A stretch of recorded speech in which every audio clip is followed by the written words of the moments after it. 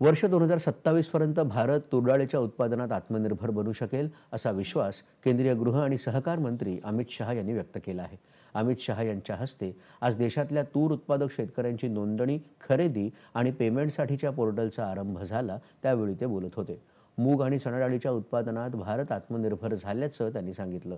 तूरडाळीचं उत्पादन घेतल्यास शेतकऱ्यांना विविध लाभ होतात। तुरीच्या पिकामुळे शेतात प्रति हेक्टर 30 ते 40 किलो नायट्रोजन प्राप्त होतं। तसंच या पिकाला कमीत कमी पाणी लागतं, त्यामुळे भूमी सुधार अर्थात जमिनीची गुणवत्ता कायम राखण्यासाठी देखील त्याचा उपयोग होतो, असं शहा यांनी सांगितलं। पंतप्रधान नरेंद्र मोदी यांच्या आत्मनिर्भर भारत या संकल्पनेच्या दिशेनं हे आणखी एक महत्त्वाचं पाऊल असून या पोर्टलमुळे कृषी क्षेत्रात मोठं परिवर्तन येईल, असं ते म्हणाले।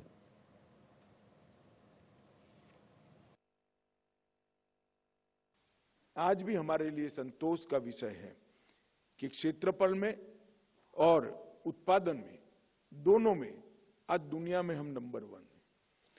दुनिया में जो दलहन के उत्पादन का, बुआई का कुल क्षेत्रफल है, उसके 31% भारत में है और जो कुल उत्पादन होता है उसका 28% भारत से होता है।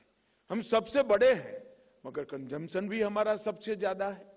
सबसे बड़े होने से संतोष नहीं रखना है, हमने आत्मनिर्भरता का और यहां से जो एक्सपोर्ट के लिए हमारी कोऑपरेटिव बनाई है, इसके माध्यम से दुनिया भर में दलहन एक्सपोर्ट करने का लक्ष्य रखकर आगे बढ़ना है।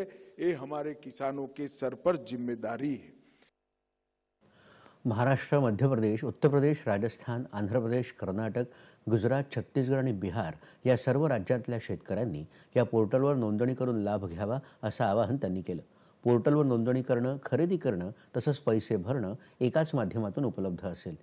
शेतकऱ्यांना या पोर्टलवर थेटपणे किंवा प्राथमिक कृषी पतसंस्था आणि शेतकरी उत्पादक संघटना यांच्या माध्यमातून नोंदणी करता येईल। शेतकऱ्यांची देय रक्कम नाफेडतर्फे थेट त्यांच्या ठराविक बँक खात्यात भरली जाईल आणि या व्यवहारामध्ये कोणतीही इतर संस्था सहभागी नसेल। ही संपूर्ण प्रक्रिया शेतकरी केंद्रित आहे आणि त्यात शेतकऱ्यांना स्वतःलाच नोंदणीपासून पैसे मिळण्यापर्यंत संपूर्ण प्रक्रियेवर लक्ष ठेवता येईल। या पोर्टलवर नोंदणी केलेल्या शेतकऱ्यांकडून डाळींच्या राखीव साठ्यासाठी खरेदी केली जाईल। MSP म्हणजेच किमान आधारभूत मूल्य किंवा बाजारभाव यापैकी अधिक किंमत शेतकऱ्यांना दिली जाईल।